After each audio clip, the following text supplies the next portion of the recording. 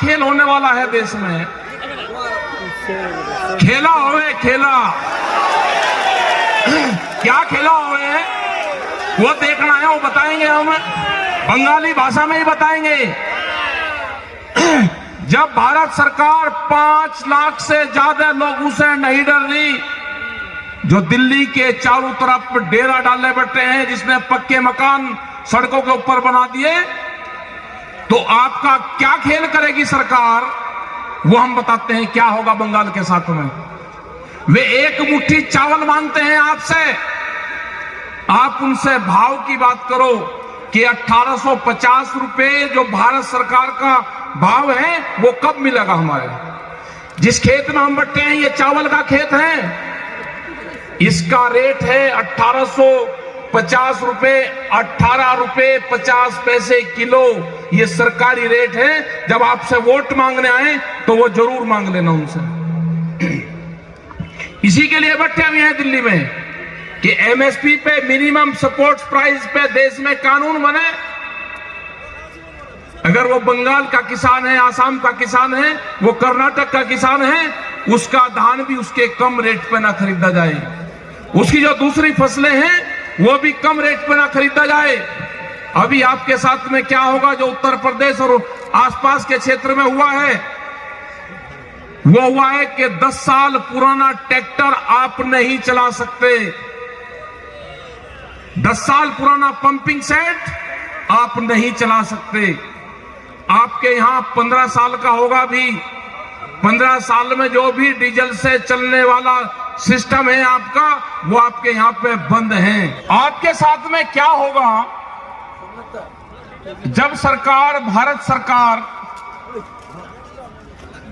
कई लाख किसानों के कब्जे में नहीं आ रही, अभी पिछले 100 दिन से आपके साथ में 2 खेल होंगे यहां पे पहला है कि एमएसपी पे खरीद नहीं हो रही, दूसरा सबसे बड़ा खेल होगा, बड़ी बड़ी कंपनी आएगी जिसको देश बेचा जा रहा है, वे कंपनी आएगी समुद्र में मछली पकड़ने के लिए भी बड़ी कंपनी आ रही है। मछुआरा का जो किसान है, जो समुद्र के पास का किसान है, उसको बहुत बड़ा नुकसान होने वाला है। उसके बाद में नुकसान होगा जो आपके घर के बाहर गड्ढे बने हैं जिसमें आप मछली पकड़ने का काम करते हो, घर के घर में ही, ये पूरे बंगाल में है, ये बंद होंगे। वो कानून भी आएगा, जैसे दूध पे कानून आ रहा है कि डब्बे के अंदर एक किसान अपने पड़ोसी को भी दूध नहीं बेच सकता, ऐसे ही यहां पे भी ये कंपनियां काम करेंगी। क्या किसान जिंदा रह सकता है? ये बड़ी बड़ी कंपनियों के हवाले देश को करा जा रहा है। अगर किसी पार्टी की सरकार होती तो वो बात कर लेती, ये पार्टियों की सरकार नहीं, सरकार को कंपनी चलाती है। बड़ी बड़ी कंपनियां हैं जो सरकारों को चलाने का काम कर रही है। वॉलमार्ट जैसी कंपनी आ रही है, अडानी जैसी कंपनी आ रही है, जिसके हाथ में पूरे के पूरे विभाग बेच दिए, टेलीकॉम बेच दिया, हवाई जहाज बेच दिए, एयरपोर्ट बिक गए, रेलवे बिक रही है। अब अगला काम किसानों का है, किसानों का। पिछले 100 दिन से किसान बैठे हुए हैं, देश का किसान, कई लाख आदमी बैठे हुए हैं, 300 के आसपास लोग हमारे शहीद हो गए हैं। उसके बाद में भी सरकार बात करने को भी अभी तैयार नहीं है। ये आंदोलन पूरे देश में खड़े करने पड़ेंगे, ये आंदोलन डिस्ट्रिक्ट वाइज खड़े करने पड़ेंगे। आपको बैरिकेडिंग और बैरियल तोड़ने पड़ेंगे, बड़े आंदोलन होंगे। ये आंदोलनकारियों की धरती है। आपको आंदोलन, लड़ाई आपको लड़नी पड़ेगी। वो लड़ाई बाद की होगी, पहले यह है कि यहां पे इलेक्शन है, जब यहां पर आए तो प्रेस के लोग और सब लोग इलेक्शन की बात जरूर करेंगे। हमारे संयुक्त मोर्चे ने तय करा है कि हम बंगाल में जाएंगे, बंगाल के लोग उस अपील करेंगे कि आप दिल्ली आकर आंदोलन नहीं कर सकते, आपके वहां पे इलेक्शन है, आप बीजेपी को हराने का काम करो। आप उसको वोट मत दो, उसको हराने का काम करना। वोट आपको किसको देनी है वो अपने आप तय कर लेना। जो भी आपको मजबूत कैंडिडेट लगता हो, बीजेपी को हरा सकता हो, आप उसको वोट दे देना। जो ये भगोड़े लोग हैं ना, जो अभी तक यहां पे मंत्री थे और फिर छोड़ के भागे, उनके सामने कर जा रहा। एक महिला यहां पे लड़ाई लड़ रही पूरे भारत सरकार से, उसको एक्सीडेंट करवा दिया, उसको हॉस्पिटल में डलवा दिया। आप देख लेना किसको आपको देना है वो। हम तो संघर्ष वहां पे करते रहेंगे। हमने कहा कि जब तक 3 बिल वापसी नहीं होंगे, किसान घर वापसी नहीं जाएगा। जब तक एमएसपी पे कानून नहीं बनेगा, किसान घर वापसी नहीं करेगा।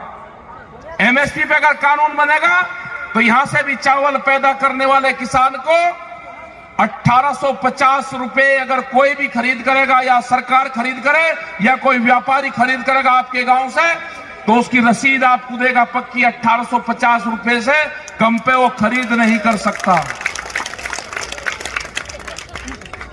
ये कानून बनेगा। हमने कहा कि प्रधानमंत्री का पायलट प्रोजेक्ट है डिजिटल इंडिया, जो 23 किसानों का फसलें जो उगाता है किसान, जिसकी एमएसपी तय है, उन किसानों को उस डिजिटल इंडिया कैंपेन से जोड़ दिया जाए। किसान ने फसल बेची, जब तक वो अपने घर पे जाए अकाउंट में उसके पैसा पहुंच जाए।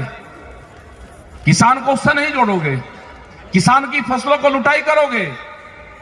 700 रुपए से लगा के और 1000 रुपए क्विंटल तक उसकी फसलों को खरीदोगे, और जब चावल वो खरीदने जाएगा तो 40, 50 और 60 और 70 रुपया किलो उसको मिलेगा। इससे कंज्यूमर भी मरा और इससे किसान भी मरा। जो वेजिटेबल्स हैं, जो फल, जो सब्जियां हैं, उसके भी दाम तय होने चाहिए। ये आंदोलन चल रहा है। जब भी भारत सरकार से बातचीत होगी, ये आंदोलन में ये भी एक प्रायोरिटी पर रखा जाएगा कि जो फसलें हैं, वो सब्जी की फसलें हो, वो दूध की फसलें हो, इनके भी रेट देश में तय हो। अभी एक नया व्यापार शुरू हुआ है यहां पे, वो व्यापार है भूख का व्यापार।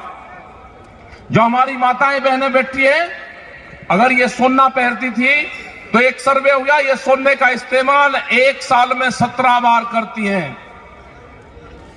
जो तीज त्योहार है, जो ईद, दिवाली होगी, होली होगी, जो दुर्गा पूजा होंगे, उस टाइम पे उस सोने का इस्तेमाल ये महिलाएं करती हैं। उनने कहा कि ये नहीं, और व्यापार होगा, भूख के ऊपर व्यापार होगा। अनाज तिजोरियों में बंद होंगे, रोटी तिजोरी में बंद होगी। ये आंदोलन होगा कि रोटियों को तिजोरी में बंद नहीं होने देना। रोटी व्यापारी की कैद में नहीं होगी। अनाज के गोदामों पे व्यापारियों का ताला नहीं लगेगा। यह आंदोलन जब तक जारी रहेगा, जब तक ये कानून वापसी नहीं होंगे। इनको खत्म करना पड़ेगा सरकार को। ये 3 बिल नहीं है, दूध के ऊपर बिल आ रहा है। अभी अगर कोई आदमी यहाँ पे पशुपालन का काम करते होंगे, अगर किसी के पास में 2 पशु होंगे तो कॉमर्शियल कनेक्शन लेना पड़ेगा उसको गांव में भी। ये बिल आ रहा है। अगर आप कौन से खेत में किस चीज का कंपनी का बीज बोओगे, पेस्टिसाइड बिल आ रहा है, सीड बिल आ रहा है, बीज का कानून देश में आ रहा है। अब इन बिल के बाद में अगर आंदोलन ना होता तो अब तक वो बीज का कानून भी आ गया होता। इस खेत में आप क्या बोओगे वो सरकार तय करेगी। किस कंपनी का बीज बोओगे, अगर किसी खेत में दूसरी कंपनी का सीड मिल गया तो आपके ऊपर मुकदमा होगा। बीज के थाने खुलेंगे देश में। कैसे जिंदा रहेगा किसान? बिजली के थाने हैं यहां पे, दूसरे थाने हैं यहां पे, बीज के भी थाने देश में खुलेंगे। अगर किसी के पास में पंपिंग सेट है और वो 10 से 15 साल पुराना है, वो तोड़े जाएंगे, उस पर जुर्माना नहीं होगा। अगर ट्रैक्टर या कोई भी इक्विपमेंट खेत में या कहीं पे भी चलने वाला है, वे तोड़े जाएंगे, वे स्क्रैप में बिकेंगे। तो ये सारे कानून आ रहे हैं। अगर देश का किसान अब की बार इस आंदोलन से पीछे रहा तो ये देश की जनता हारेगी, देश का किसान हारेगा, देश का नौजवान हारेगा। ये लड़ाई जारी है। इस लड़ाई में सब लोगों को साथ देना चाहिए। रेलवे के कर्मचारी 2022 में अगले साल 4.5 लाख कर्मचारी हट जाएंगे। वॉलमार्ट जैसी कंपनी आ रही है, उसके पास में 10,000 पानी के जहाज हैं। उसका पहला यह है कि जो साप्ताहिक बाजार लगते हैं वे साप्ताहिक बाजार पूर्ण रूप से बंद होंगे। उसमें पूरे देश में 4.5 करोड़ लोग रोजगार पाते हैं, वो खत्म होंगे सारे के सारे। आगे है कानून, अगर कोई एक्सप्रेस वे निकल रहा है उसके 1 किलोमीटर के दोनों तरफ कोई भी कॉमर्शियल एक्टिविटी नहीं हो सकती। कोई भी अपना पान का खोखा, बीड़ी का खोखा, चाय का खोखा, पंचर लगाने की दुकान वो नहीं कर सकता। उसको लाइसेंस लेना पड़ेगा, जैसे पेट्रोल पंप का लाइसेंस मिलता है। ये भी कानून आ रहा है। तो करीब 40 से ज्यादा कानून अभी देश में इस तरह के आने वाले हैं। उससे देश नहीं बचने वाला, बर्बाद होगा पूर्ण रूप से। और ये सारी की सारी जमीनें हमारी कंपनियों के पास में जाएगी। यहां पर आएगी वो कंपनी और वो कहेगी कि 40,000 रुपए एकड़ का अगर रेट है तो वे 60,000 रुपए एकड़ आपको देंगे। तो किसान उसको तुरंत देगा और वो एग्रीमेंट होगा आपका 30 से 40 साल का। हमारे लोग शहरों में शिफ्ट होंगे, अपने गांव में ही कहेंगे 60,000 रुपए एकड़ का बहुत है। इन जमीनों में केमिकल डाला जाएगा, ये जमीनें बर्बाद होंगी। 50 से 70 साल के बाद में हिंदुस्तान में अगर ये कानून आते हैं तो कोई खेती लायक जमीन यहां पर नहीं रहेगी। यहां पर इंडस्ट्रीज लगनी है, उसके लिए सस्ता मजदूर चाहिए और मजदूर आवेगा गांव से, मजदूर आवेगा खेती से। ये इसलिए पूरा प्रोग्राम चल रहा है। और एक इस तरह का देश चाहिए था कि जिसकी जनसंख्या ज्यादा हो, वो मजदूरी का काम करे। उनको भोजन की जरूरत होगी तो दूसरे मुल्कों से भोजन उनके लिए आए। और आप 3 काम के लिए हिंदुस्तान का नौजवान और हिंदुस्तान की जनता रहेगी। खाने के लिए मार्केट, मजदूरी करने के लिए फैक्ट्री और वोट देने के लिए वोटर। आप सिर्फ 3 काम करोगे, चौथा काम आप नहीं कर सकते। तो इसलिए आंदोलन में आपको जुड़ना पड़ेगा। नौजवानों के हाथ में बड़ी ताकत है।